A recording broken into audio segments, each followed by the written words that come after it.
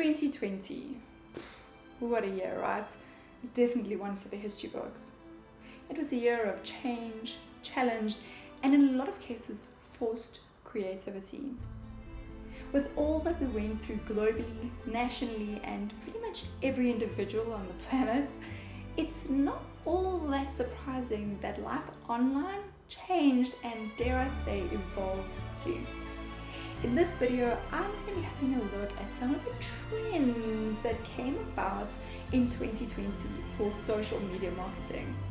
And once you've had a look at those, you'll be able to use those to take your social media marketing into 2021.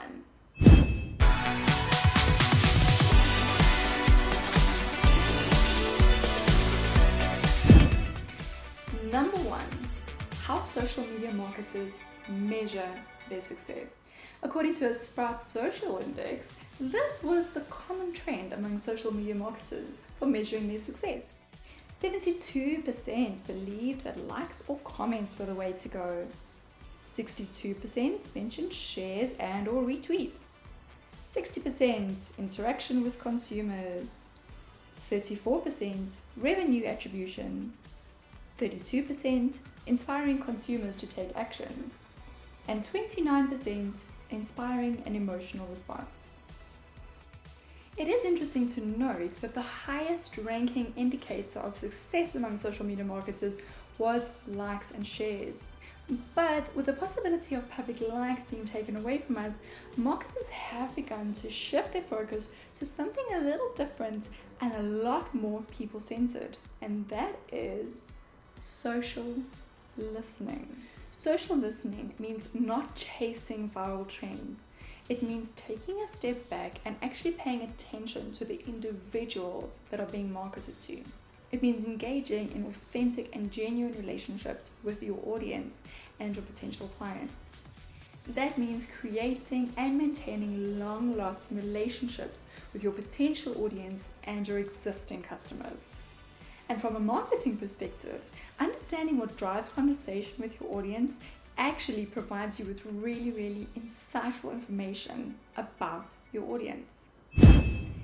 Number two, using smaller, more focused groups for your marketing. Now hear me out. This might seem a little bit counterproductive if you are a marketer. I mean, surely your job is to get your brand out there to as many people as possible. Well, not anymore. Using smaller groups of interest that matches your service or product, people are already warm customers. They're already warm to the idea of using your product or service. And so marketing within targeted groups and interest groups on social media is actually a way more effective way of marketing. In order to explain this to you, I thought of a little scenario that might just help you to imagine why this would be a better way to market. Let's say your job is to sell garden supplies. You're selling hose pipes, nozzles, gnomes, you name it. You're selling garden supplies.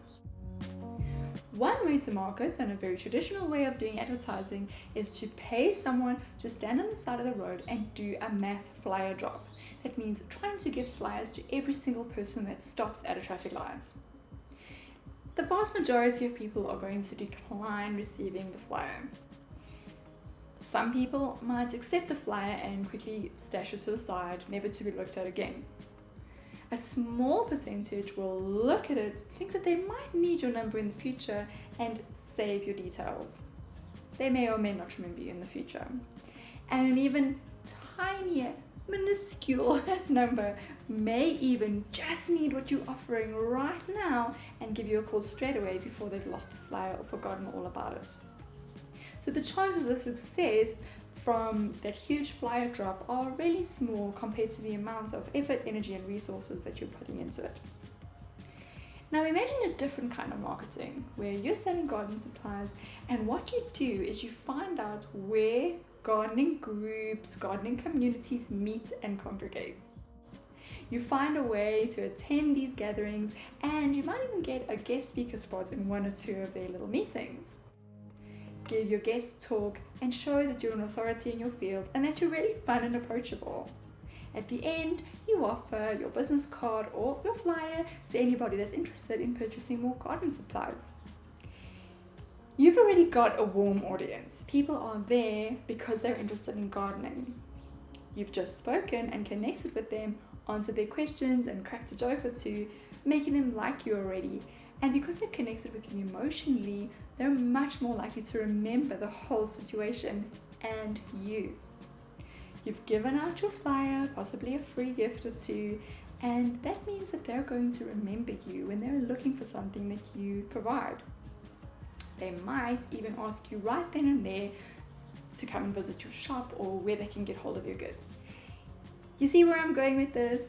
Those two different kinds of marketing really are very different, and I'm sure that really made it clear for you to see why marketing, especially in social media, small focused groups related to your product or service are really going to be a lot more efficient than just marketing to the world. Number 3, social shopping became much more of a trend in 2020. Yes, social shopping did begin to grow before 2020, but with the dawn of not being able to go anywhere, it really did explode. And this is something that's still continuing now and possibly even gaining momentum. Platforms like Facebook, Instagram, even WhatsApp and LinkedIn now have opportunities for shopping within the platform, and people are becoming a lot more comfortable doing social shopping. That means that brands that are spending money and resources on social media ads are actually doing the right thing. Number 4 is the use of influencers. Oh man, influencers took over the world in the last recent history, with influencers posing all over the place and getting brand sponsorships from everyone and kind of just flaunting themselves all over the place just to chase likes and trends and love and appreciation. These days, we kind of see through that, and that's not really a thing anymore. What brands can now do with influencers is choose influencers that have maybe a smaller audience, but one that is much more in tune and what you need for your brand. People want to see genuine things. So if an influencer is genuinely using your product and genuinely reviewing it and appreciating it, they are much more likely to support your brand through the influencer. Now, research does show that people are influenced by influencers, so this is not something to scratch completely. If you wanted to use influencers, just have a look at which influencers you can connect with that will be a good match for your brand. Number 5 is stories. It started in 2019, but in 2020, stories really did take off. They were quite a big thing across all the social media platforms. In 2021, we can expect this to continue. Did you know that Facebook gets 500 million story interactions or users a day? That is huge, and that puts them on a par with Instagram stories. So this is definitely a way that you can use your marketing. On top of that, research also showed that if you have an interactive story for your brand, it does actually promote more of a sense of urgency to view it and get in touch and engage with the brand than if it's just an image or a video. So things like polls, that would create a lot more engagement with users. That leads us on to number 6, and that is video. It is no secret that video is the way to go at the moment. People's reading attention spans have really diminished, and the way to get across to them is through video. Now, video can be used in a lot of different ways across all the platforms, and even Instagram has tried to up their IGTV by adding the landscape videos as well as the profile ones. So with YouTube ranking second just below Facebook as a platform, I think it's pretty clear to see that video really is the way to go.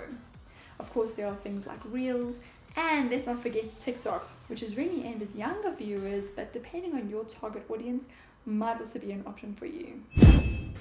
So, these are 6 trends that happened in 2020 and that you can really use to project yourself into 2021 as a successful social media marketer.